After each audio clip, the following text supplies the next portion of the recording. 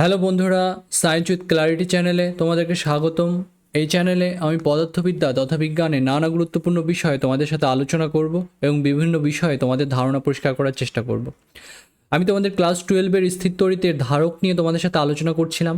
আজকে আমি ধারক নিয়েই আমার আলোচনাকে কন্টিনিউ করব। আজকে আমরা কি পড়ব? আমরা আজকে পড়ব ধারকের শ্রেণী সমবায়, সমান্তরাল সমবায়, এগুলো নিয়ে আমি তোমাদের সাথে আলোচনা করব। তাহলে আমরা দেখি এই ব্যাপারগুলো কি, ধারককে কি করে আমরা বিভিন্ন সমবায়ে যুক্ত করতে পারি এবং এই বিভিন্ন সমবায়ে যুক্ত করার ফলাফল আমাদের কি হতে পারে সেটা সম্পর্কে আমরা দেখব। তুল্য ধারকত্ব কি করে হিসাব করতে হয় সেটা সম্পর্কে আমরা দেখব এবং ধারককে আহিতকরণ সম্পর্কে আমরা পড়ব। তাহলে আমরা প্রথমে কি করব, যে তুল্য ধারকত্ব নির্ণয় করব। বিভিন্ন যে সমবায় আছে সেই সমবায়ের তুল্য ধারকত্ব কত হয় সেটাকে আমরা বের করব। তাহলে ইকুইভ্যালেন্ট ক্যাপাসিটেন্স বলে ইংলিশে এটাকে। সেই তুল্য ধারকত্ব বিভিন্ন সংস্থার জন্য, ধারকের বিভিন্ন সংস্থার জন্য কী করে নির্ণয় করতে হয় সেটা সম্পর্কে আমরা জানব। তাহলে ধারককে আমরা বিভিন্ন সমবায়ে যুক্ত করতে পারি। তাহলে প্রথমে আমি শ্রেণী সমবায়ের তুল্য ধারকত্ব ক্যালকুলেট করব। তুল্য ধারকত্ব বলতে কি বোঝায়? ক্লাস 10-এ তোমরা তুল্য রোধ পড়েছিলে, ঠিক আছে? সেরকম তুল্য ধারকত্ব বের করা যায়। তুল্য ধারকত্ব বলতে কী বোঝায়? ধরো এরকমভাবে কিছু ধারককে তোমাকে পরপর এরকম যুক্ত করে দিয়েছে।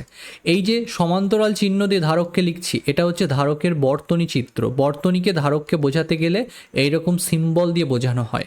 তাহলে একটা ইলেকট্রিক্যাল সার্কিটে, একটা তড়িৎ বর্তনীতে তোমাকে যদি ধারককে একে বোঝাতে হয় তাহলে তোমাকে এই চিহ্ন দিয়ে বোঝাতে হবে, ঠিক আছে?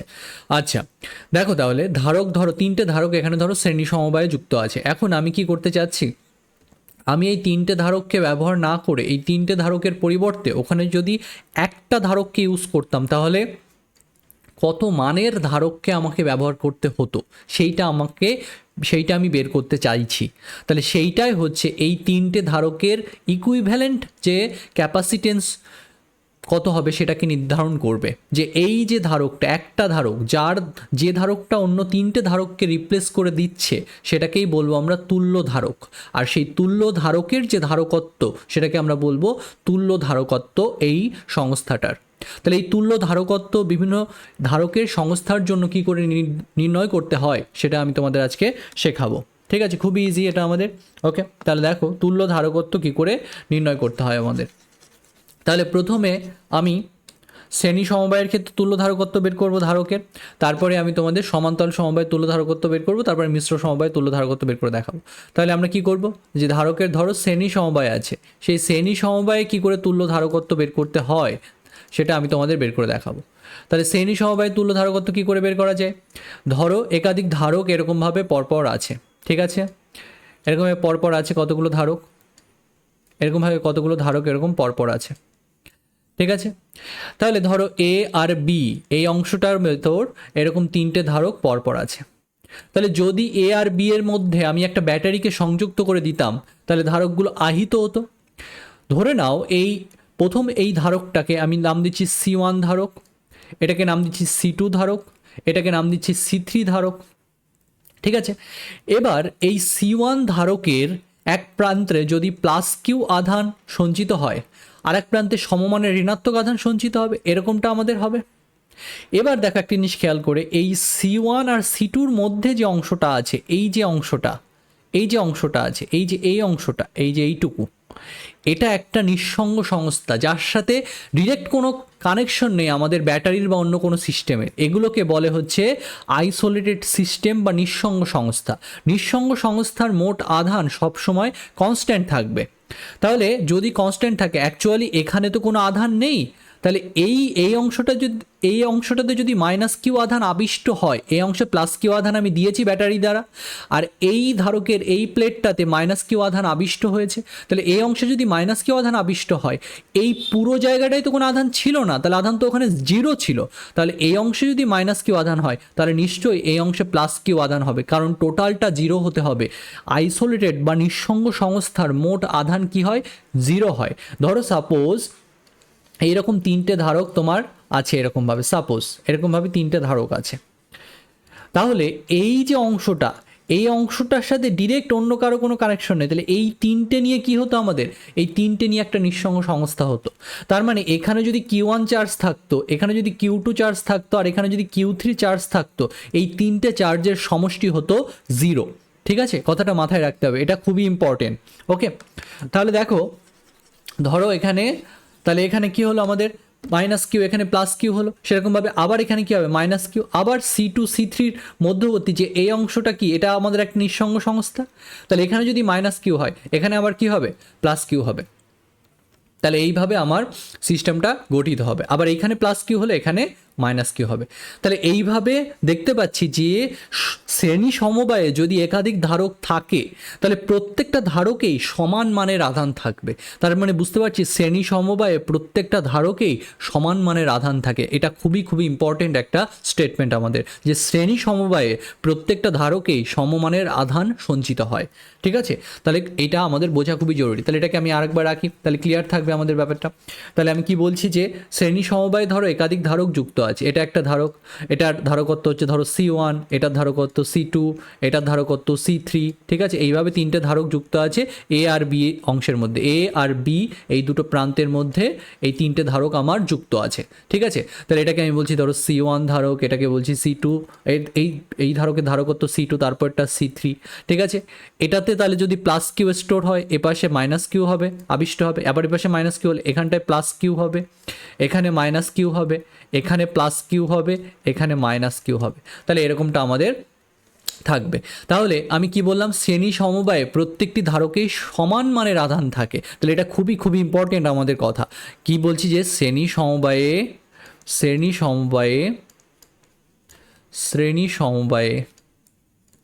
প্রতিটি ধারকে সমান মানের আধান সঞ্চিত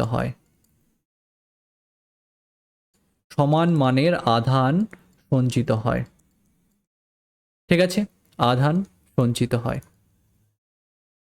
এটা খুবই খুবই ইম্পর্টেন্ট আমাদের স্টেটমেন্ট। এবার ধরো এ আর বি এর মধ্যে একটা বিভব প্রভেদ আছে, ধরো এ আর বি এর মধ্যে ভি বিভব প্রভেদ আছে। তার মানে আমরা ধরে নিচ্ছি যে এ আর বি এর মধ্যে বিভব প্রভেদ হচ্ছে ভি। তাহলে এই অংশটাতে যে বিভব প্রভেদ সেটাকে আমি মনে করছি V1, এই অংশটাতে যে বিভব প্রভেদ সেটাতে আমি মনে করছি V2। মানে C1 যে ধারকটা, তার প্রান্তীয় যে বিভব প্রভেদ সেটাকে আমি ধরছি V1, C2-র প্রান্তীয় বিভব প্রভেদকে ধরছি V2, আর C3-র প্রান্তীয় বিভব প্রভেদকে ধরছি V3। তাহলে এই VA আর VBর মধ্যে যে বিভব প্রভেদ সেটা হচ্ছে এই তিনটে বিভব প্রভেদের সমষ্টি V1 plus V2 plus V3। এখন আমি কি করতে চাচ্ছি, এই তিনটে ধারককে ইউজ না করে আমি একটা ধারককে ব্যবহার করতে চাচ্ছি, যাতে ওই এ আর বির মধ্যে যে বিভব প্রভেদ সেই বিভব প্রভেদের থেকেই এই একটা ধারকেই এই কিউ আধান স্টোর হবে। আমি এমন একটা সিস্টেম করতে চাইছি যে ওই তিনটে ধারকের পরিবর্তে আমি একটা ধারক ব্যবহার করছি, যেই একটা ধারক আমার ওই তিনটে ধারকের প্রান্তীয় যে বিভব প্রভেদ, ওই বিভব প্রভেদে থেকে ওই তিনটে ধারকে যতটা আধান স্টোর হয়েছিল সমান মানের আধান স্টোর হবে, সেই রকম একটা সিস্টেম আমি বানাতে চাইছি। তাহলে এই যে ধারকের যে ধারকত্ব সেটাকে আমরা বলবো তুল্য ধারকত্ব, ওই তিনটে ধারকের তুল্য ধারক, আর তার ধারকত্বকে বলবো আমরা তুল্য ধারকত্ব, যেটাকে আমি C দিয়ে বুঝিয়েছি, ইকুইভ্যালেন্ট ক্যাপাসিটেন্স আমি বলবো এখানে তুল্য ধারকত্ব। তাহলে এই তিনটের বিভব প্রভেদ কি হবে, এই এই এই একটা ধারকের প্রান্তীয় বিভব প্রভেদের সাথে সমান হবে। তাহলে আমরা কি বলতে পারি, আমরা বলতে পারি না যে এই ভিবি মাইনাস ভিএ, এই যে প্রান্তীয় বিভব প্রভেদটা হয়েছে সেটা কি হচ্ছে, ওই ওপরের তিনটে যে ধারকের বিভব প্রভেদ তার সমষ্টির সাথে সমান।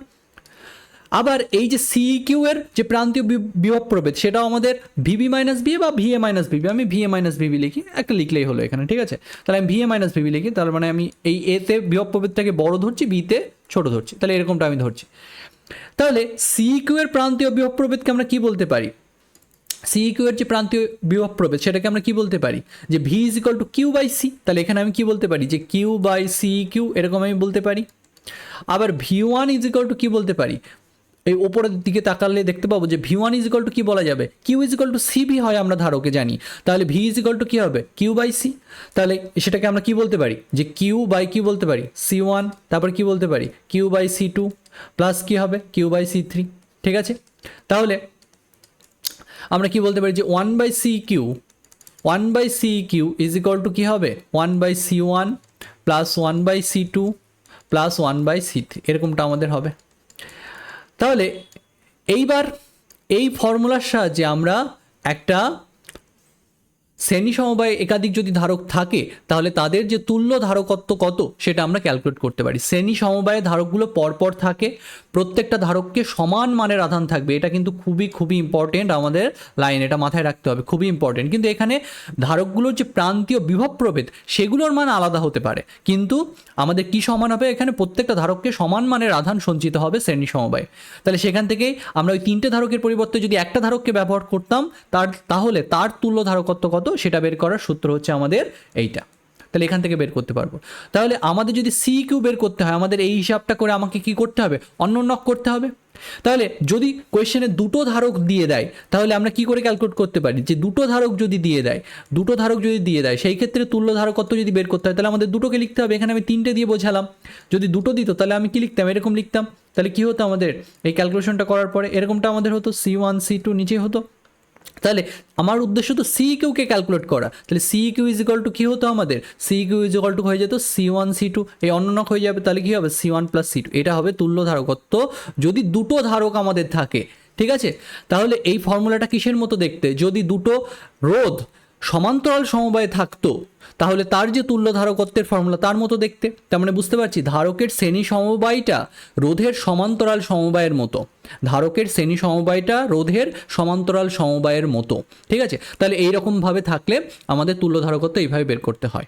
ঠিক আছে, এখন যদি একাধিক সমান মানের ধারক থাকে, ধরো এই যে C1 ধারকটা তার ধারকত্ব ধরো C, তারপরের যে C2 ধারক তার ধারকত্বও ধরো C, তারপরে ধরো C3 ধারক আছে তারও ধারকত্ব C। তাহলে যদি একাধিক সমান মানের ধারক থাকতো তাহলে কি করে ক্যালকুলেট করতাম, ধরো প্রত্যেকটা ধারকের ধারকত্বের মান সমান, প্রত্যেকটা ধারকের ধারকত্বই C করে, তাহলে কি লিখতাম আমরা ফর্মুলা হিসেবে যে 1/CQ ইজ ইকুয়াল টু কত হতো আমাদের 1/C1 এর জায়গায় হতো C, তারপরে কি হতো 1/C, তারপরে কত হতো 1/C, এরকম ধরো তিনটে পরপর সমান মানের ধারক আছে, তাহলে কি লিখতাম আমরা এখানে 3/C। তাহলে CQ ইজ ইকুয়াল টু কী হয়ে যেত আমাদের, CQ হয়ে যেত আমাদের C/3। তার মানে বুঝতে পারছি যদি একাধিক সমান মানের ধারক থাকে তাহলে তুল্য ধারকত্ব শ্রেণী সমবায় যদি তারা থাকে তাহলে তাদের তুল্য ধারকত্ব ক্যালকুলেট করা খুবই সোজা। আমাকে কি করতে হবে, ওই সমান মানের ধারকের যে কোনো একটা ধারকত্বকে নিতে হবে বাই তার সংখ্যা করতে হবে, তাহলে তুল্য ধারকত্ব পেয়ে যাবে। তার মানে ব্যাপারটা আমি বলতে চাইছি, ধরো সাপোজ 12 মাইক্রোফ্যারাডের তিনটে ধারক ধরো পরপর এখানে আছে, তাহলে এটার ধারকত্ব 12 মাইক্রোফ্যারাড, এটারও 12 মাইক্রোফ্যারাড, এটারও 12 মাইক্রোফ্যারাড। সো তিনটে 12 মাইক্রোফ্যারাডের ধারক শ্রেণী সমবায়ে আছে, তাহলে এটার যদি তুল্য ধারকত্ব ক্যালকুলেট করতে বলতো তোমাকে কত হতো আনসার, আমার এটা হতো আনসার যে 12 বাই কত হতো, কতগুলো আছে এরকম শ্রেণী সমবায় সমান মানের কতগুলো আছে, তিনটে আছে পরপর, তাহলে এরকম হতো তুল্য ধারকত্ব 12/3, এটা করলে আমাদের হয়ে যেত 4 মাইক্রোফ্যারাড। তাহলে এইভাবে আমরা তুল্য ধারকত্ব ক্যালকুলেট করতে পারি, যদি সমান মানের ধারক থাকে তাহলে এইভাবে ইজিলি ক্যালকুলেট করে দেওয়া যেতে পারে। আর দুটো যদি থাকে ধারক শ্রেণী সমবায়ে তাহলে তার জন্য আমরা এইটা ইউজ করব, আর দুইয়ের বেশি থাকলে ওপরের এই ফর্মুলাটাকে দিয়ে তারপরে আমাদের ক্যালকুলেট করতে হবে, লসাগু করে তারপরে আবার অন্যনক করতে হবে, তাহলেই CQটা তোমার বেরিয়ে যাবে। তাহলে এইভাবে আমরা তুল্য ধারকত্ব বের করতে পারি যদি একাধিক ধারক শ্রেণী সমবায়ে থাকে। ঠিক আছে, এবার আমি বলবো সমান্তরাল সমবায়ে যদি থাকে তাহলে কি করে তুল্য ধারকত্ব বের করতে হয়। তাহলে এরপরে আমরা কি দেখব, সমান্তরাল সমবায়ে তুল্য ধারকত্ব কি করে হিসাব করতে হয় সেটাকে আমি দেখাবো। তাহলে শ্রেণী সমবায় করলাম, এবার আমি দেখাবো সমান্তরাল সমবায়ে কি করে তুল্য ধারকত্ব ক্যালকুলেট করা যায়, কার এই ধারকের সমান্তরাল সমবায়। তাহলে একাধিক ধারক যদি সমান্তরাল সমবায়ে থাকে তাহলে সিস্টেমটাকে আমরা এইভাবে আঁকতে পারি যে এইভাবে একটা ধারক আছে, এর সাথে সমান্তরালে আর একটা ধারক যুক্ত আছে। ঠিক আছে, এর সাথে সমান্তরালে আর একটা ধারক যুক্ত আছে। তাহলে দেখো এখানে আমি তিনটে ধারককেই সমান্তরাল সমবায় দেখিয়েছি। তাহলে একাধিক ধারক যদি ধারকের প্রান্তগুলো যদি একই পয়েন্টে যুক্ত থাকে, ধরো এই তিনটে ধারকের বাম প্রান্তটা A অংশে যুক্ত আছে আর ডান প্রান্তটা B-তে যুক্ত আছে, তাহলে এই জন্য বলছি এই তিনটে ধারক আমার কিসে আছে, সমান্তরাল সমবায়ে আছে। তাহলে C1 ধারকত্বের ধারক, C2 C3 এই তিনটে ধারকই কি বলছি আমি, এরা সমান্তরাল সমবায়ে আছে।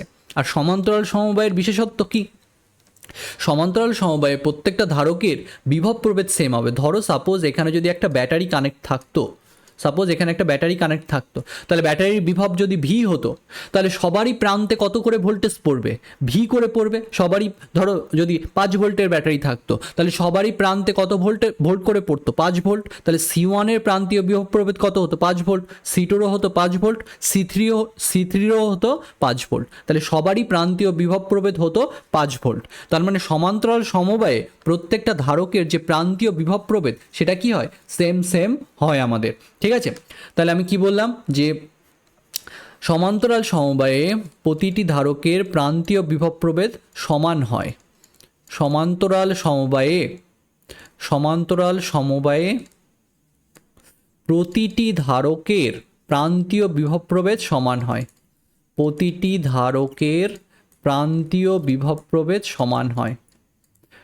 ঠিক আছে, প্রতিটি ধারকের প্রান্তীয় বিভব প্রভেদ সমান হয়। প্রান্তীয় বিভব প্রভেদ সমান হয়। ঠিক আছে, সমান্তরাল সমবায়ে প্রতিটি ধারকের যে প্রান্তীয় বিভব প্রভেদ সেটা কি হয়? আমাদের সমান হয়। ঠিক আছে, এটা মাথায় রাখতে হবে।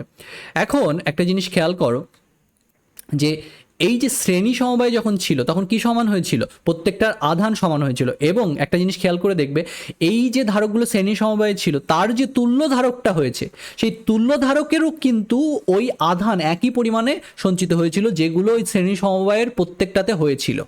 ঠিক আছে, এখন আমি কি করতে চাচ্ছি, সমান্তরাল সমবায়ে 3টে ধারক আছে, C1 C2 C3। এই 3টে ধারকের প্রান্তীয় বিভব প্রভেদ একই।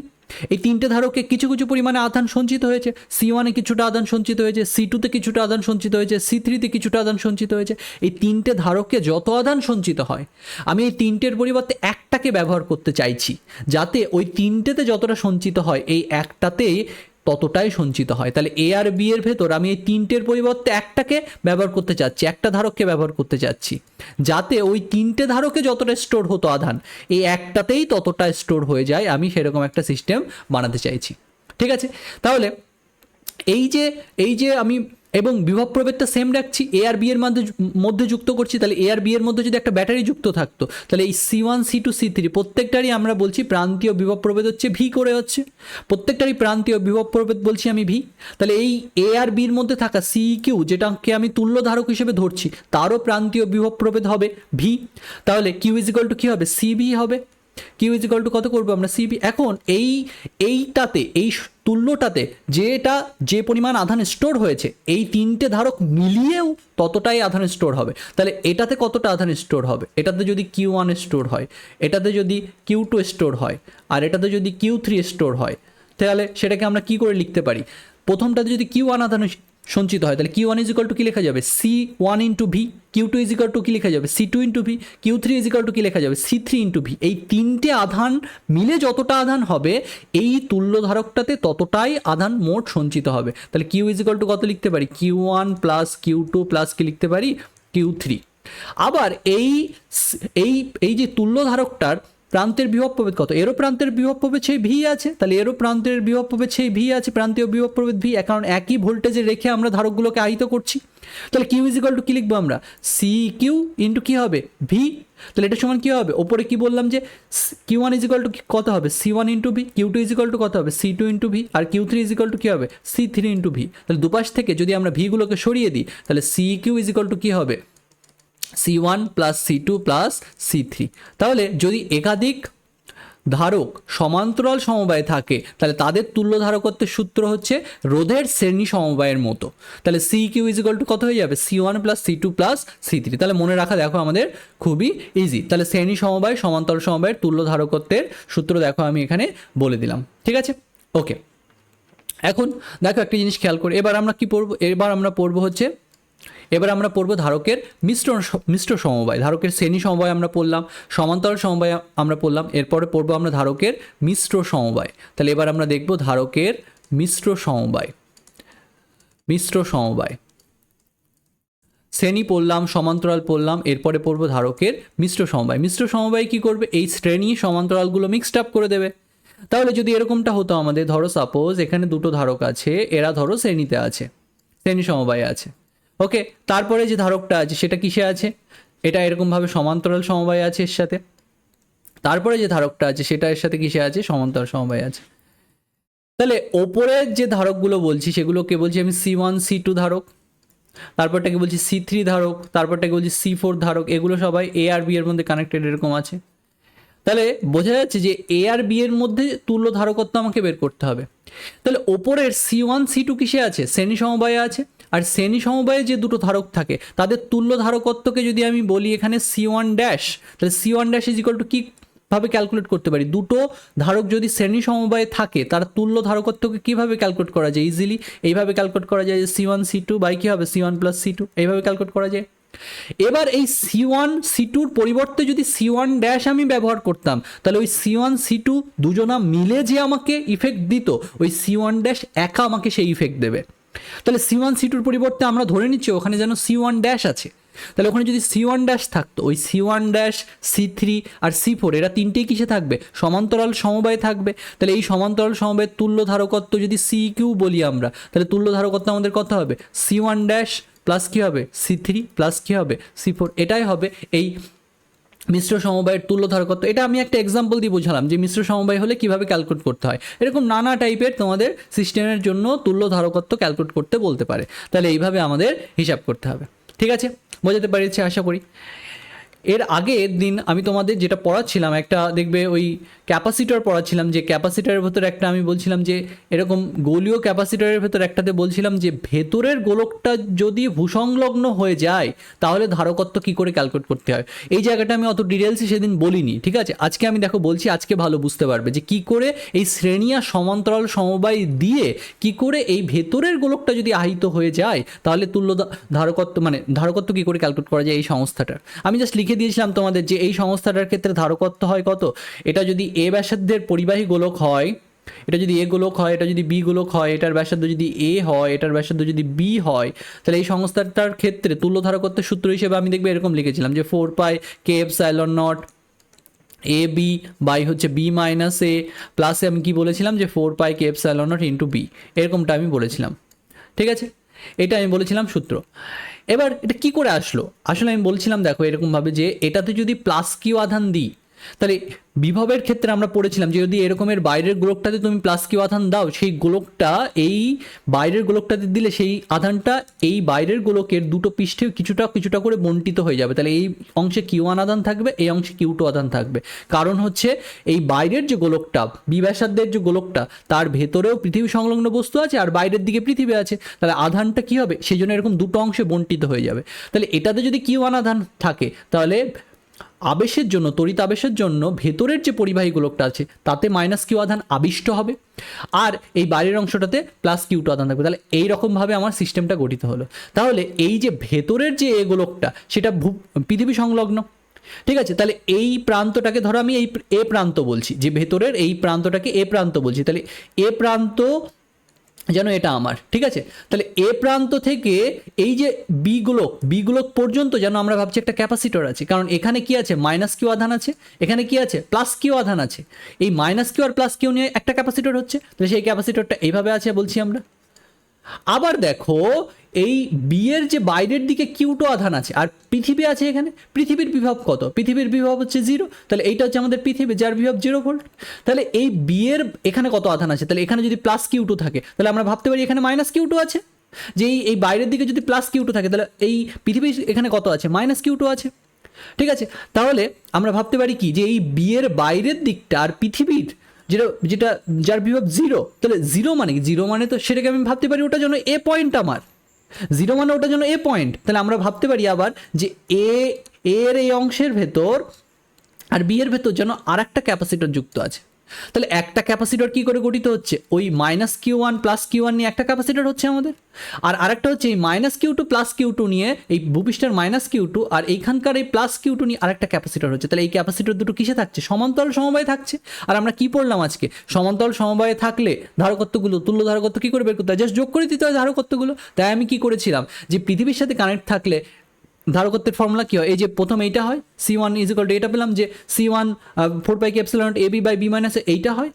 আর বাইরের যে কিউ2 আছে যদি একটা গোলকের পৃষ্ঠে একটা গোলকে যদি সিম্পলি কিউ আধান দিয়ে দিই তাহলে সেই গোলকের যে ধারকত্ব হয় বা সেই গোলকের যদি ধারকত্ব সিম্পল ওই গোলকটার ধারকত্ব কত হয় তার ফর্মুলা হয় এইটা। তাহলে এইটাকে দুটোকে সেজন্য আমি সিম্পলি যোগ করে আগের দিন লিখে দিয়েছিলাম, আমি মতো এক্সপ্লেন করিনি। দেখো আজকে আমি এক্সপ্লেন করে দিলাম, আশা করি ব্যাপারটা এবার বোঝা গেছে যে এখানে যেহেতু দুটো জিনিস এরকম সমান্তরাল সমবায়ে আছে, তাই আমি যোগ করে সিম্পলি লিখে দিয়েছিলাম আগের দিন। তাহলে এইভাবে তুমি ওই সংস্থাটার ধারকত্বকে হিসাব করতে পারো। এবার দেখবে আশা করি পরিষ্কার হয়েছে তোমাদের ব্যাপারটা। তাহলে এইভাবে আমরা বিভিন্ন সমবায়ের জন্য তুল্য ধারকত্ব বের করতে পারি। এবং আরেকটা জিনিস আমি তোমাদের বলেছিলাম, সেটা হচ্ছে যে সমান্তরাল পাতধারক যখন আমি তোমাদের পড়িয়েছিলাম, তখন আমি বলেছিলাম যে সমান্তরাল পাতধারক যখন আমি পড়িয়েছিলাম তখন আমি বলেছিলাম যে একাধিক পরাবৈদ্যুতিক পদার্থ দিয়ে একটা ধারকের, একটা সমান্তরাল পাতধারকের বিভিন্ন অংশকে যদি ঢেকে দেওয়া হয়, তাহলে কি হয়, ধরো এরকম যদি বলি আমি যে ধরো এরকম যদি হতো আমাদের, এইভাবে ভেঙে দেওয়া হয়েছে জিনিসগুলো, এই যে এই অংশের ধারকত্ব কত, এই অংশের পরাবৈদ্যুতিক ধ্রুবক কত, K1, মানে এই অংশে যে পদার্থটাকে প্রবেশ করানো আছে তার যে পরাবৈদ্যুতিক ধ্রুবক সেটা হচ্ছে K1, এই অংশে যেটা আছে তার পরাবৈদ্যুতিক ধ্রুবক হচ্ছে K2, এই অংশে যে আছে তার পরাবৈদ্যুতিক ধ্রুবক হচ্ছে K3। এটাকে আমি বলছি যেন A পয়েন্ট আমার, এটাকে বলছি যেন আমার B পয়েন্ট। তাহলে এ আর বি যেটা, এর ভেতরে ব্যাটারিকে কানেক্ট করে আমরা এই ধারকটাকে আহিত করব। তাহলে ধরছি এখানে যেন প্লাস কে উপাদান থাকবে, এখানে মাইনাস কে উপাদান থাকবে, এইভাবে ধারকটাকে আমি আহিত করব। ঠিক আছে, এবার এই ধারকের তুল্য ধারকত্ব কত যদি তোমাকে ক্যালকুলেট করতে বলে, সেটা তুমি কি করে করবে? আমি বলেছিলাম যদি এরকম প্যারালাল থাকে তাহলে বের করা খুবই সোজা। যদি এরকম K1 K2 পরপর থাকতো, এরকমভাবে যদি থাকতো, তাহলে তুল্য ধারকত্বের ফর্মুলা কি হতো? এটা আমি শিখিয়েছিলাম আগের দিন যে এপসাইলন নট ক্যাপিটাল এ বা এপসাইলন ক্যাপিটাল এ বাই কি হবে D1 বাই K1 প্লাস কি হবে D2 বাই K2, এটা হতো আমাদের তুল্য ধারকত্বের ফর্মুলা। কিন্তু যখন এরকমভাবে আছে তখন তুল্য ধারকত্ব কী করে বের করবো? তাহলে এইবার দেখো এই জিনিসটা খেয়াল করে, এই যে অংশটা আছে, এই যে অংশটা, এই অংশটা আর C3 এরা কিসে আছে? দেখো এরা প্যারালালি আছে। প্যারালালি কেন আছে? কারণ দেখো আমরা ভাবতে পারি যেন এই প্রান্তের যে বিভব আর এই প্রান্তের যে বিভব সেটা সেম, ওরা সমান্তরালে আছে, ওপর নিচে দেখো আছে, পরপর আছে। তাহলে এইটা ধারকত্বকে যদি বলি আমি C2 আর এইটা ধারকত্বকে যদি বলি C3, আর C2 আর C3 তার মানে কিসে আছে? সমান্তরাল সমবায়ে আছে। C2 আর C3 সমান্তরাল সমবায়ে আছে। আর C1 তার সাথে কিসে আছে? শ্রেণীতে আছে। তার মানে এটাকে যদি বলি C1 ধারক, তাহলে C1 ওই C2 আর C3 সাথে কিসে আছে? শ্রেণী সমবায়ে আছে। তাহলে C2 আর C3 যে তুল্য ধারকত্ব তার সাথে C1 শ্রেণী সমবায়ে থাকবে। তাহলে এই সংস্থাটার ক্ষেত্রে ধারকত্ব যদি তোমাকে ক্যালকুলেট করতে বলে, তাহলে তুমি কিভাবে ক্যালকুলেট করবে? তাহলে তুমি এইভাবে ক্যালকুলেট করবে তুমি যে C2 ধারকের ধারকত্বটা কত সেটা তুমি আগে ক্যালকুলেট করবে। তাহলে ওই অংশের ধারকত্ব কত হবে? সেটা হবে এই এপসাইলন ইন্টু এ বাই কী হবে K এপসাইলন K2 এপসাইলন ওই অংশের যে ক্ষেত্রফল, এই অংশের ক্ষেত্রফল বলতে কি বোঝানো হচ্ছে যে এই প্লেটের এরিয়াটা কত, ওই প্লেটের এরিয়াটা কত, ধরো এই প্লেটের এরিয়াটা ধরো A2, তাহলে ওইটাকে বোঝাচ্ছি আমি A2 হিসেবে। ঠিক আছে, তাহলে কী হবে? So K2 epsilon A2 by কী হবে ওই অংশের যে বেদ, এই অংশটার বেদ কত, এটা ধরো D2 তোমার, এটা ধরো D2 তোমার, তাহলে এখানে কি লিখবো আমি? D2 এরকমটা লিখবো আমি। ঠিক আছে, তারপরে কি লিখবো যে C3 ইজ ইকুয়াল টু কী হবে? সেমভাবে হবে কত, যে K3 এপসাইলন A3 বলতে কি ওই K3-র যে প্লেট এরিয়া সেটাকে বোঝাচ্ছে, মানে এই যে C3 যে ধারকটা তার যে ক্ষেত্রফল, প্লেটগুলোর ক্ষেত্রফল সেটাকে বোঝাচ্ছি আমি। তাহলে এইটা বাই কী হবে? D3 হবে। ঠিক আছে, মানে D2 হবে, সরি। তাহলে ওর যে বেদ, নিচের বেদটা সেটাকে বোঝাচ্ছি D2, তাহলে এখানে কী হবে? D2 হবে এরকম আমাদের। আবার C1 ইজ ইকুয়াল টু কী হবে? C1 ইজ ইকুয়াল টু হবে আমাদের K1 এপসাইলন এ বলতে পুরোটার প্লেট এরিয়াকে বোঝাচ্ছি, তাহলে এ বাই কী হবে? D1, এটা হবে আমাদের D1 বলতে এইটুকুকে বোঝাচ্ছি ধরো D1।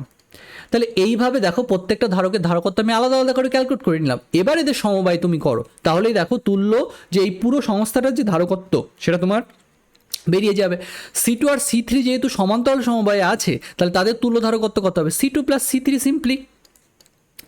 তাহলে এই সংস্থাটার তুল্য ধারকত্ব কত হবে? এখন C1 এর সাথে এই C2 আর C3-এর যে তুল্যটা সেটা শ্রেণীতে থাকবে, তাহলে পুরো সংস্থাটার তুল্য ধারকত্ব কত হবে? C ইজ ইকুয়াল টু কি লিখবো? যে C1 into C2 plus C3, কারণ C2 আর C3-এর তুল্য ধারকত্ব হবে C2 প্লাস C3, তাই এইভাবে লিখে দিলাম। ঠিক আছে, তাহলে কত হবে? C1 প্লাস কী হবে? C2 plus C3। ঠিক আছে, এটা যদি বুঝতে অসুবিধা হয় তাহলে ভেঙে করবে যে C1 ড্যাশটাকে আমি বলছি C1 আর C2-র তুল্য ধারকত্ব, তাহলে C1 dash is equal to কী লিখতে পারি? C2 plus C3। তাহলে এবার কোনটা সমান্তরালে আছে? এই C1-এর সাথে এই C1 ড্যাশ কিসে আছে? শ্রেণীতে আছে। C1 এর সাথে C1 ড্যাশ শ্রেণীতে আছে, তাহলে শ্রেণীতে থাকলে দুটো ধারক যদি শ্রেণীতে থাকে, তুল্য ধারকত্বের সূত্র কি, যে C1 into C1 dash by কী হবে C1 প্লাস C1 ড্যাশ। তাহলে এটাকে ইউজ করে আমি এই জিনিসটা করেছি। তাহলে C ইজ ইকুয়াল টু কত করতে পারি, এরকমটা করতে পারি। এবার যদি তুমি করে দাও তাহলে তোমার দেখো এখান থেকে বেরিয়ে যাবে, ঠিক আছে। অথবা তোমাদের যদি জটিল লাগে তাহলে তোমরা এভাবেও করতে পারো যে 1/c ইজ ইকুয়াল টু কী হবে, যে প্রথম ধারকটা 1/C1 প্লাস কী হবে 1 পরের যে অংশটা আছে তার ধারকত্ব, তার ধারকত্ব কতটা কত হবে C2 প্লাস C3 হবে, দুটো মিলিয়ে। তাহলে সেভাবেও তোমরা করতে পারো, এইভাবেও তোমরা লিখে করতে পারো, তাহলে এইভাবেও তোমরা বলতে পারো।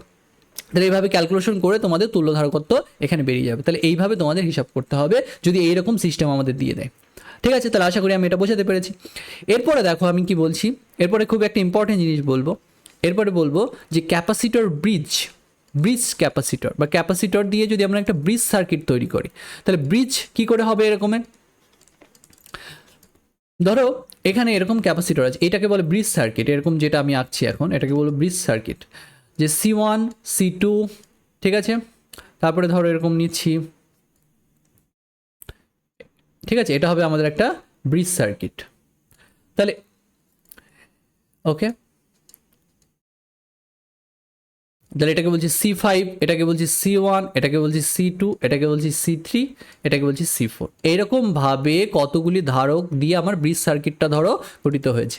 তাহলে A আর B, এদের ভেতর আমাকে ধরো তুল্য ধারকত্ব এবার বের করতে বলছি। এবার দেখো না এটা শ্রেণী সমবায় আছে না এটা সমান্তরাল সমবায় আছে, তাহলে এই ধরনের সিস্টেমের ক্ষেত্রে ক্যালকুলেট করাটা একটু ডিফিকাল্ট, ঠিক আছে। কিন্তু এর একটা স্পেশাল কেস তোমাদের এক্সামে বেশিরভাগ ক্ষেত্রেই দেয়, সেটা হচ্ছে দেখবে অনেক সময় এই রেশিওতে দিয়ে দেবে যে C1/C2 is equal two C3/C4।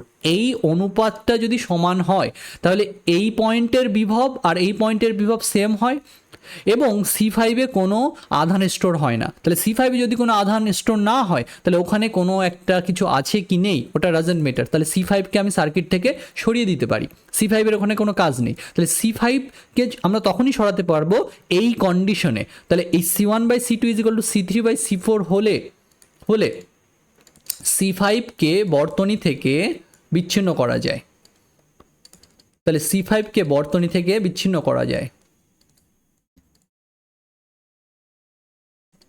ঠিক আছে। তাহলে C5 থেকে আমরা সার্কিট থেকে সরিয়ে দিতে পারি। তাহলে বর্তনী থেকে যদি বিচ্ছিন্ন করে দিই তাহলে তুল্য বর্তনীর যে ছবি হবে আমাদের সেটা কি হয়ে যাবে, আমাদের সেটা খুবই সিম্পল হয়ে যাবে। তাহলে C5 যদি না থাকে তাহলে দেখো এবার দেখো কত ইজি হয়ে গেল জিনিসটা আমাদের। যদি C5 না থাকে এটা খুবই ইম্পর্টেন্ট কন্ডিশন, এবং এই কন্ডিশন যদি না হয় তাহলে ধারকত্ব ক্যালকুলেশন করা অনেক ডিফিকাল্ট হয়ে যায়। করা তো যাই, সিস্টেম আছে আমি বলে দিতে পারি, কিন্তু অনেক ডিফিকাল্ট লাগবে তোমাদের, ঠিক আছে। আপাতত এটাই শেখো, ঠিক আছে। তারপরে বলতে আমি ওটাও শেখাবো যে যদি এই কন্ডিশন না মেনে চলে, C1/C2 is equal two C3/C4 যদি না হয় একটা ব্রিজ সার্কিটের, তাহলে কি করে ক্যালকুলেট করতে হয়, পদ্ধতি আছে তার, নানাভাবে ক্যালকুলেট করা যায়। শর্টকাট প্রসেস আছে, বড় প্রসেস আছে, নানা টাইপের প্রসেস আছে, ঠিক আছে। তাহলে C5-কে বর্তনী থেকে বিচ্ছিন্ন করে দিতে পারি আমরা, তাহলে আমাদের কি হয়ে যাবে, এরকমটা হয়ে যাবে। এখন তাহলে যদি C5-কে সার্কিট থেকে সরিয়ে দিই তাহলে আমাদের কি পেয়ে যাবো, দেখো এরকমটা আমরা পেয়ে যাব, এরকমটা আমরা পেয়ে যাব, ঠিক আছে। তাহলে এরকমটা আমাদের হয়ে যাবে।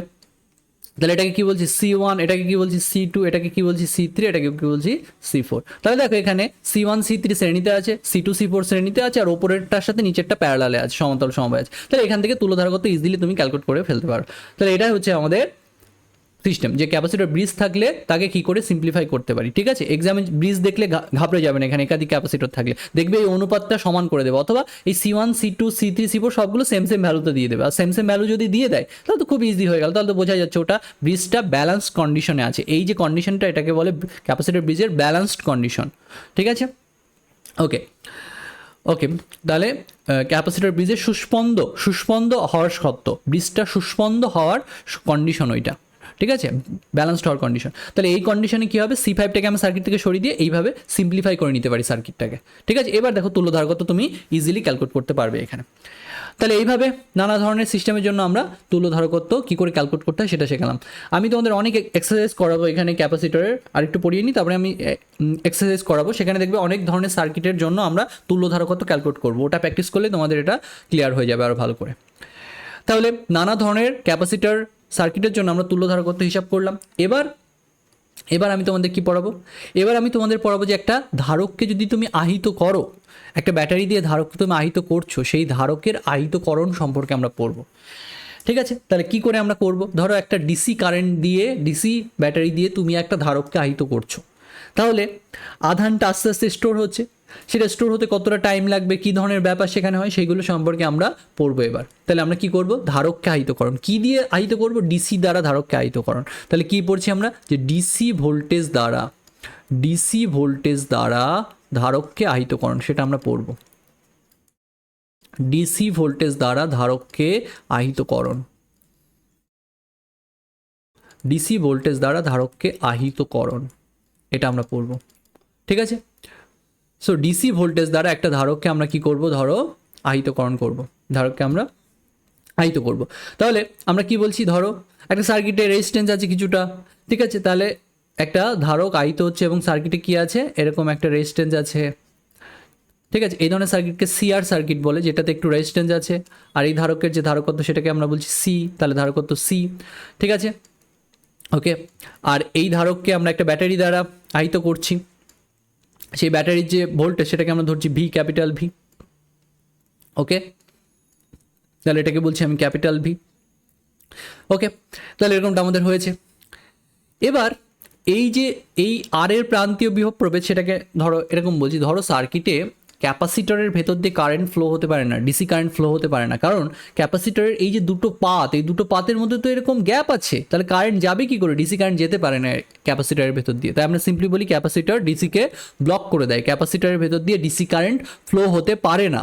ঠিক আছে, ধরো সাপোজ এরকম একটা তোমাকে যদি সার্কিট বলে দিত, এখানে একটা ব্যাটারি আছে, ডিসি ব্যাটারি আছে, এখানে একটা রেজিস্ট্যান্স আছে, ঠিক আছে, আর এইখানে একটা ক্যাপাসিটর আছে, তাহলে কারেন্ট কোন দিকে ফ্লো করবে, কারেন্ট অবভিয়াসলি এই দিক দিয়ে গিয়ে এইভাবে যাবে কারেন্টটা।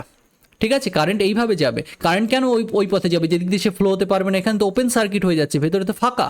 ঠিক আছে, ওদিক দিয়ে কারেন্ট যাবে না, যেদিকে কমপ্লিট হতে পারে বর্তনী, কারেন্ট সেই পথে ঘুরবে, তাহলে কারেন্ট এইভাবে ঘুরবে। ওকে, কিন্তু এখানেও ক্যাপাসিটরটা আহিত হবে, কেন ক্যাপাসিটরটা আহিত হবে, কারণ এখানে এর প্রান্তে একটা ভোল্টেজ ডিফারেন্স থাকবে, যে ভোল্টেজ ডিফারেন্সের সাহায্যে ক্যাপাসিটরটা আহিত হবে, কিছু চার্জ ওখানে স্টোর হবে। এখন এখানে ক্যাপাসিটর ডিসিকে তো ব্লক করে দিচ্ছে, মানছি ক্যাপাসিটর ডিসিকে ব্লক করে দিচ্ছে, কিন্তু সামান্য শুরুর দিকে, একদম শুরুর দিকে যখন ক্যাপাসিটর আহিত হওয়া শুরু হবে, সেই সময় একটু সময়ের জন্য আধানের ফ্লো হবে। তাহলে প্রথম দিকে একদম শুরুতে ক্যাপাসিটর এই সার্কিটে একটুখানি কারেন্ট ফ্লো হবে, একটুখানি কারেন্ট শুরুর দিকে ফ্লো হবে, তাহলে সেই যে কারেন্টটা ফ্লো হচ্ছে সেটাকে আমরা ধরো আই ধরে নিচ্ছি, এবং সেই অবস্থায় আমি বোঝাচ্ছি এই সার্কিটে এইভাবে যেন আই কারেন্ট ফ্লো হচ্ছে।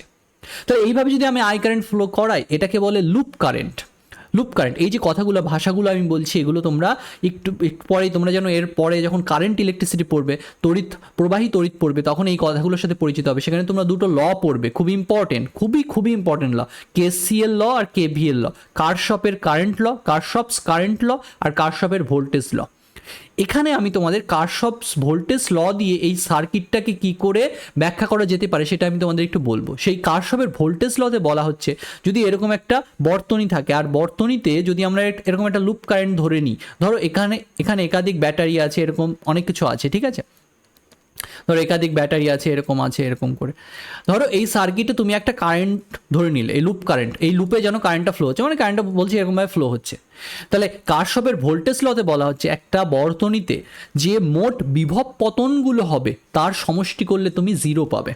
তাহলে এই আর এর ভেতর দিয়ে যদি কারেন্ট ফ্লো হয়, ওহমের সূত্রতে তোমরা কি পড়েছিলে, যে ভি ইজ ইকুয়াল টু কি হয়, আই আর হয়। তাহলে আর রোধের ভেতর দিয়ে যদি আই কারেন্ট ফ্লো হয়, প্রবাহিত হয়, তাহলে কতটা পরিমাণ বিভবের পতন হয়, আই আর পরিমাণ বিভবের পতন হয়। তাহলে এই আর এর ভেতর দিয়ে যদি আই পরিমাণ কারেন্ট ফ্লো হয়, প্রবাহিত হয়, তাহলে কতটা বিভবের পতন হলো, আই আর পরিমাণ বিভবের পতন হলো।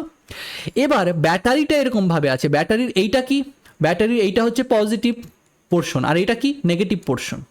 তাহলে সেখানে আমি যদি এই পথে ঘুরি, এই যে যেদিকে আমি ঘুরছি, যে পথে আমি যাচ্ছি, সেই পথে যেতে যেতে যদি বিভব কোথাও কমে যায়, তাহলে আমরা সেটাকে পজিটিভ বলবো, আর কোথাও যদি বিভব বেড়ে যায় তাহলে সেটাকে আমি নেগেটিভ বলবো। ধরো সাপোজ এরকম করে আছে, এটাকে আমি একটু বুঝিয়ে নিই কারশফের ভোল্টেজ ল, তাহলে তোমাদের ভালো হবে। পরে তো তোমরা ডিটেলসে পড়বেই ওই চ্যাপ্টারে গিয়ে, কিন্তু এখানে আমি একটু বলে দিই, তাহলে তোমাদের বেটার হবে এগুলো বোঝার জন্য। ধরো সাপোজ এখানে একটা 10 ভোল্টের ব্যাটারি আছে, ঠিক আছে, আর এখানে একটা তোমার 30 ভোল্টের ব্যাটারি আছে, ঠিক আছে, 30 ভোল্টের ব্যাটারি আছে। ওকে, সো এখানে 30 ভোল্টের ব্যাটারি আছে, এখানে 10 ভোল্টের ব্যাটারি আছে, আর এটা ধরো আর রেজিস্ট্যান্স। তাহলে তুমি ধরে নিলে লুপ কারেন্ট হচ্ছে আই। তাহলে কারশফের ভোল্টেজ লতে বলা হচ্ছে এই বর্তনীতে বিভব পতনগুলোর মোট সমষ্টি, এই লুপে বিভব পতনগুলোর মোট সমষ্টি 0 হবে। তাহলে আর রোধের ভেতর দিয়ে যদি আই কারেন্ট ফ্লো হতো তাহলে কতটা পরিমাণ বিভবের পতন হতো? আই আর পরিমাণ বিভবের পতন হতো। তাহলে তুমি কি লিখতে? আই আর। এবার কারেন্টটা ধরো আমি এইরকমভাবে ভাবছি এদিকে আসছে, তাহলে এইভাবে যদি আসে কারেন্টটা, তাহলে এবার বিভব কি হচ্ছে? এইখানে তো বিভব কি হয়ে যাচ্ছে অ্যাকচুয়ালি? বেড়ে মানে কমে যাচ্ছে। দেখো এখানে 10 ভোল্ট, এদিকে প্লাস এদিকে মাইনাস, তাহলে 10 ভোল্ট কি হলো? কমে গেল। তাহলে বিভব যদি পতন হয়, কমে যায়, কারশফ বলছে ওটাকে তুমি পজিটিভ ধরো। তাহলে বিভব পতন হলে সেটাকে আমি কি বলবো? পজিটিভ ভোল্টেজ বলবো, পজিটিভ হিসেবে লিখবো আমরা এখানে। তাহলে বিভব কতটা পতন হয়েছে, এই পথে যখন আমি ঘুরছি তখন প্রথমে বিভব পতন হলো আয়ার পরিমাণ, তারপরে 10 ভোল্টের প্লাস থেকে মাইনাসে গেলে কত পরিমাণ বিভব কমলো? আমার 10 ভোল্ট কমলো, তাহলে লিখলাম +10। এবার বিভব যদি কোথাও বেড়ে যায় তাহলে সেটাকে আমি লিখবো নেগেটিভ, বিভব যদি কমে সেটাকে লিখবো পজিটিভ, বিভব যদি বেড়ে যায় সেটাকে লিখবো নেগেটিভ। এবার ঘুরছি আমি এই পথে, ঘুরতে ঘুরতে কি দেখছি এখানে? এই যে বিভব মাইনাস থেকে প্লাস হয়েছে, মানে বিভব বেড়ে গেছে। কতটা বেড়েছে? 30 ভোল্ট বেড়ে গেছে। তাহলে যদি বিভব বাড়ে সেটাকে লিখবো নেগেটিভ করে, আর যদি বিভব কমে সেটাকে লিখবো পজিটিভ করে। তাহলে এইগুলোর সমষ্টি, বিভব পতনগুলোর সমষ্টি সমান কি লিখবো? 0। তাহলে এইভাবে আমরা কারশফের ভোল্টেজ ল একটা সার্কিটের জন্য লিখতে পারি। ঠিক আছে, তাহলে সেই জিনিসটাই আমি এখানে লিখবো, ওপরের সার্কিটটার জন্য লিখবো, সেটা আমি একটু বুঝিয়ে নিলাম তোমাদের এখানে প্রথমে। ঠিক আছে, তাহলে আমার উদ্দেশ্য কি? আমার উদ্দেশ্য ধারকটাকে আহিত করা। আস্তে আস্তে ব্যাটারি দিয়ে আমি কি করব? ধারকটাকে আহিত করব। ঠিক আছে, দেখো তাহলে কি হচ্ছে আমাদের এখানে, তাহলে আমরা ধারকটাকে আহিত করব। তাহলে কি হচ্ছে এখানে? তাহলে কেভিএল ইউজ করে আমরা এই সার্কিটের জন্য কি লিখতে পারি? বা সোজা কথায় ভাবতে পারো যে ব্যাটারি যে ভোল্টেজটাকে সাপ্লাই দিচ্ছে সেটাই বিভিন্ন জায়গায় খরচ হচ্ছে। ব্যাটারি কত ভোল্টেজ সাপ্লাই দিয়েছিল? ভি পরিমাণ ভোল্টেজ সাপ্লাই দিয়েছিল। তাহলে সেভাবে না ভেবে সেভাবে ভাবতে পারো তুমি। ঠিক আছে, তাও আমি একটু কারশফের ভোল্টেজ ল বুঝিয়ে দিলাম। তাহলে কারশফের ভোল্টেজ ল দিয়ে এই সার্কিটের জন্য যদি লিখতাম তাহলে কি লিখতাম? এরকম আয়ার এই পরিমাণ বিভবের পতন হয়েছে। এইখানে কতটা বিভব পতন হয়েছে সেটাকে বলছি আমি ভিসি পরিমাণ বিভবের পতন হয়েছে। ভিসি মানে কি? ভিসি মানে হচ্ছে এই ক্যাপাসিটরের প্রান্তীয় যে বিভব প্রভেদ সেইটাকে বোঝাচ্ছি। সেই পরিমাণ ভোল্টেজ ওখানে ক্ষয় হয়েছে। তাহলে ওখানে ভোল্টেজ কতটা ক্ষয় হয়েছে? ভিসি পরিমাণ। তাহলে ভিসিকে আমরা কীভাবে লিখতে পারি? ভিসিকে আমরা লিখতে পারি যে কোনো একটা সময় ধারকটা যখন আহিত হচ্ছে, সেই ধারকটা আহিত হওয়ার সময় কোনো একটা সময় টিতে যদি ধারকে কিউ পরিমাণ আধান থাকে, তাহলে আমরা জানি কিউ ইজিক্যাল টু সিভি হয় ধারকের ক্ষেত্রে। তাহলে কিউ ভি ইজিক্যাল টু কি লিখতে পারি? Q by C. তাহলে এই পরিমাণ বিভব থাকবে ক্যাপাসিটরের প্রান্তে। ঠিক আছে, তাহলে এইটা হলো। তাহলে এটা আর এইভাবে ঘুরতে ঘুরতে কি দেখতে পাচ্ছি? এই ব্যাটারির মাইনাস থেকে প্লাসে যাচ্ছি আমি, তাহলে বিভব তো বেড়ে গেল, আর বিভব বেড়ে গেলে সেটাকে কি বলবো? মাইনাস। এই তিনটের সমষ্টি করলে আমরা কি পাবো? 0 পাবো। তাহলে এখান থেকে আমি লিখতে পারি যেন ভি যে ব্যাটারিটা, সে যে ভি ভোল্টেজটা সাপ্লাই দিল সেটা দুটো অংশে ক্ষয় হচ্ছে। একটা হচ্ছে রোধের ভেতর দিয়ে গিয়ে ক্ষয় হয়েছে আয়ার পরিমাণ ভোল্টেজ, আর কিছু পরিমাণ ভোল্টেজ ক্ষয় হয়েছে ক্যাপাসিটরের দুই প্রান্তে। ক্যাপাসিটরের প্রান্তীয় ভোল্টেজ কত হচ্ছে আমাদের? ভিসি। ভিসিকে আমরা কি লিখতে পারি? কোনো একটা সময় ক্যাপাসিটর ধারকে যদি কিউ পরিমাণ আধান স্টোর হতো তাহলে সেই সময় ক্যাপাসিটরের প্রান্তীয় বিভব প্রভেদ কত? তো কিউ বাই সি হয়েছে। এবার তড়িৎ প্রবাহ আইকে আমরা কি লিখতে পারি? আই ইজ ইকুয়াল টু কি লিখতে পারি? DQ dt. কোনো একটা সময় ওই ক্যাপাসিটরে যদি টি পরিমাণ, মানে টি সময়ে যদি ওই ক্যাপাসিটর ধারকটাতে যদি কিউ পরিমাণ আধান স্টোর হতো, তাহলে সেই সময়ে একটু সময় পরে দেখতে পাচ্ছি যে ক্যাপাসিটর আরেকটু পরিমাণ আধান বেড়ে গেল, তাহলে সেই আধানটা প্রবাহিত হয়েই তো ওই ক্যাপাসিটরে এসেছে। তাহলে আমরা কি বলতে পারি? I is equal to DQ dt বলতে পারি যে ক্যাপাসিটরে একটু পরিমাণ আধান কিউ ছিল, সেটা বেড়ে গেল যেন একটু, ডিকিউ হয়ে গেল। কতটা সময়? ডিটি সময়। তাহলে তড়িৎ প্রবাহকে কত বলতে পারি? DQ dt. তাহলে I is equal to DQ dt বলতে পারি একক সময়ে কতটা পরিমাণ তড়িৎ প্রবাহিত হয়েছে, সেটাকে আমরা বলছি তড়িৎ প্রবাহ, মানে তড়িৎ আধান প্রবাহিত হয়েছে, সেটাকে বলবো তড়িৎ প্রবাহ। তাহলে ভি ইজ ইকুয়াল টু কি লিখতে পারি? আয়ের এখানে কি লিখতে পারি আমরা? আয়ের এখানে লিখতে পারি DQ dt. Dq dt into কী হবে? আর প্লাস কী হবে? Q by capital Q by C হবে, এরকমটা হবে। এবার এটা একটা অবকল সমীকরণ, এটাকে যদি তুমি সমাধান করো তাহলে কিউ এর একটা মান পাবে। সেইটা কি করে সমাধান করা যায় সেটা আমি তোমাদের আর বলছি না, কারণ অনেকেই বুঝতে পারবে না, কারণ এই অবকল সমীকরণ তো 12-এর প্রথমে তোমরা পড়ছো না। ঠিক আছে, এটার সমাধান করা খুবই ইজি, খুব একটা ইজি ইকুয়েশন। আচ্ছা আমি একটু করেই দিই। ঠিক আছে, তোমরা যদি কাউ নোট করতে চাও নোট করে রাখতে পারো, অথবা লাস্টে যে রেজাল্ট বলবো সেটা মনে রাখলে আপাতত চলবে। আর কিছু কিছু ইম্পর্টেন্ট কথা আমি এখানে বলবো, সেটা তোমাদের মনে রাখলে চলবে। তাহলে এটাকে তোমরা যদি সলভ করলে কিভাবে সলভ হবে? এটা এরকমভাবে হবে যে ডিকিউ ডিটি, আর এখানে কি হবে আমাদের? প্লাস কি লিখতে পারি আমরা? কিউ বাই সি আর, এরকম লিখতে পারি কিউ বাই আর দিয়ে ভাগ করে দিলাম, তাহলে কত হয়ে যাবে আমাদের এখানে ভি বাই আর হয়ে যাবে, এরকমটা আমাদের হয়ে যাবে। ঠিক আছে, ওকে।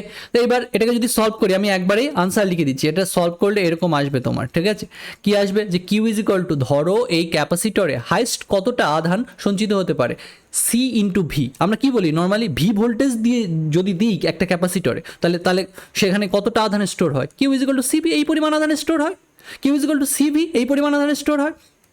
ফাইনালি তাহলে প্রথমে কিন্তু একবারে ক্যাপাসিটরে এই এতটা আধান স্টোর হয় না, একটু সময় লাগে স্টোর হতে। ঠিক আছে, তাহলে কোনো একটা সময় টিতে যখন আমি ক্যাপাসিটরে ভোল্টেজ দেওয়া শুরু করেছি, ক্যাপাসিটরটা আহিত হচ্ছে, তাহলে আহিত হলো ধরো কমপ্লিটলি, তাহলে যখন কমপ্লিটলি আহিত হয়ে যাবে তখন ক্যাপাসিটরে এই পরিমাণ আধান স্টোর হবে।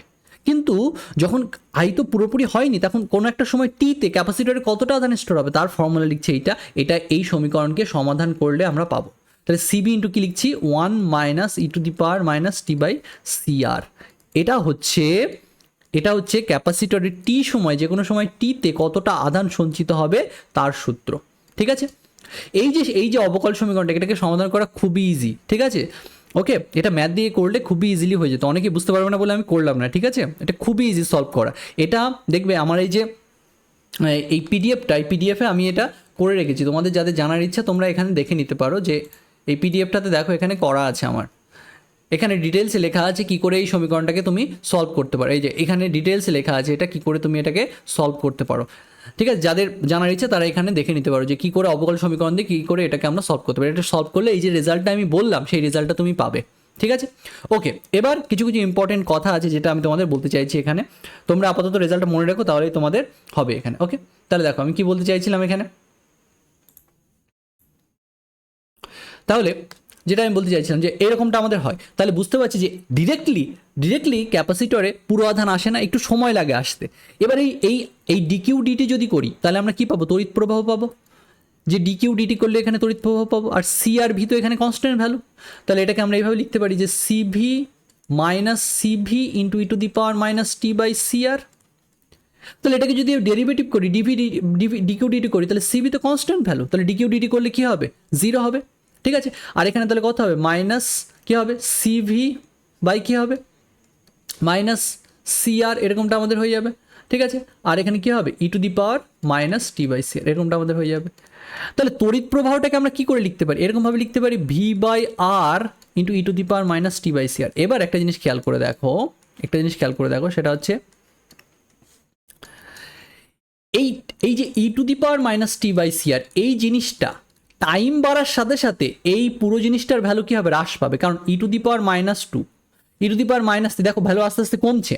তার মানে যত টাইম বাড়তে থাকবে তত 1/স্কোয়ার, এই ভ্যালুগুলো দেখো, এই ভ্যালুগুলো কী হতে থাকবে, এই ভ্যালুগুলোর জন্য এই কারেন্টটা কমতে থাকবে। তাহলে টাইম বাড়ার সাথে সাথে কারেন্ট যদি কমে, একটু পরে কারেন্ট এই সার্কিটে আর থাকবেই না, কারেন্ট 0 হয়ে যাবে এই সার্কিটে, একটু পরেই কারেন্ট 0 হয়ে যাবে। সেই জন্য আমরা বলছি ক্যাপাসিটর ডিসিকে ব্লক করে দেয়।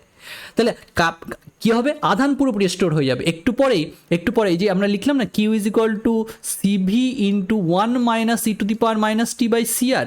এই e to the power minus t by CR এই যে জিনিসটা এটা অ্যাকচুয়ালি টাইমের সাথে সাথে কী হয়ে যাবে, এই ভ্যালুটা কমতে থাকবে, কারণ কী হচ্ছে 1/স্কোয়ার, নিচে দেখো বড় হচ্ছে 1/কিউব, 1/ই টু দি পাওয়ার 4, এরকম হচ্ছে, কারণ e to the power minus আছে।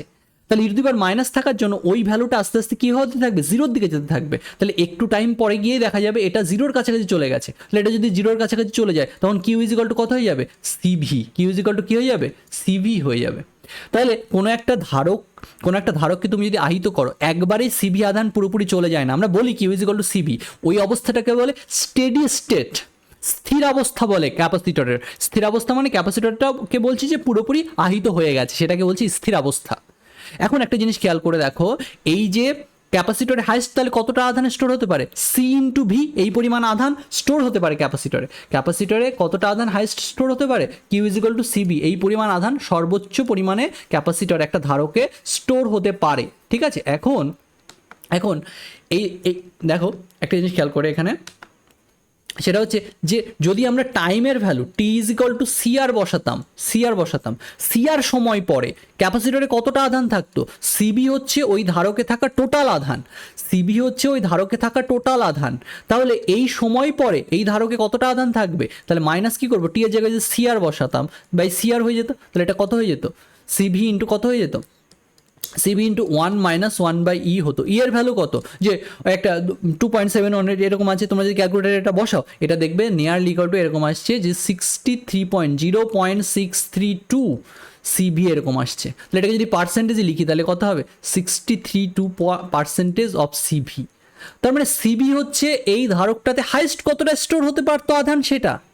তাহলে এই টি ইজ ইকুয়াল টু যদি সিআর এই সময় পরে গিয়ে আমি তোমাদের কি বলেছিলাম যে সি এর ভ্যালু কত হয়, নর্মালি সি এর ভ্যালু হয় মাইক্রোফ্যারাড অর্ডারে। তাহলে সি এর ভ্যালু যদি এরকম 1 মাইক্রোফ্যারাড নিই, আর কত, আর ধরো কিলো ওম ধরো আছে, আর ধরো 1 কিলো ওম, তাহলে এই টি এর ভ্যালু কত হবে, টি এর ভ্যালু হয়ে যাবে দেখো 1 মাইক্রোফ্যারাড মানে কত 10⁻⁻6, আর কিলো মানে কত 10 কিউব, তাহলে এত সেকেন্ড মানে কত হচ্ছে 10⁻³ সেকেন্ড।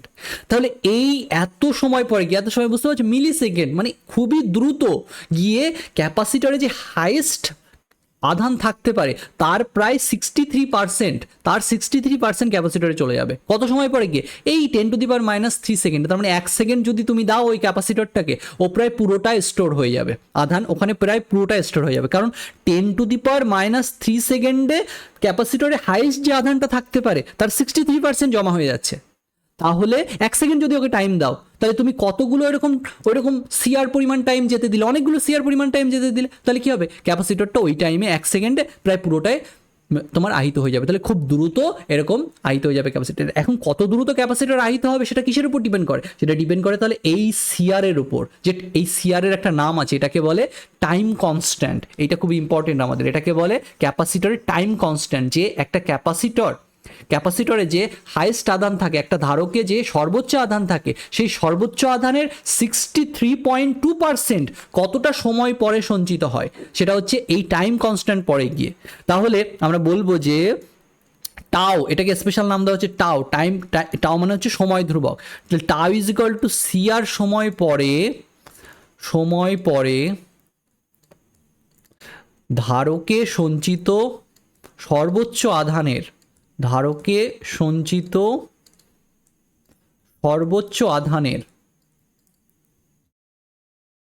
সর্বোচ্চ আধানের 63.2% সঞ্চিত হয়। ঠিক আছে, তাহলে সিআর সময় পরে ধারকে কতটা পার্সেন্ট আধান সঞ্চিত হয়, হাইস্ট যেটা সঞ্চয় হতে পারতো ধারকে তার কতটা পার্সেন্ট সঞ্চিত হয়, 63.2% সঞ্চিত হয়। কতটা সময় পরে গিয়ে, টি ইজ ইকুয়াল টু সিআর সময় পরে গিয়ে।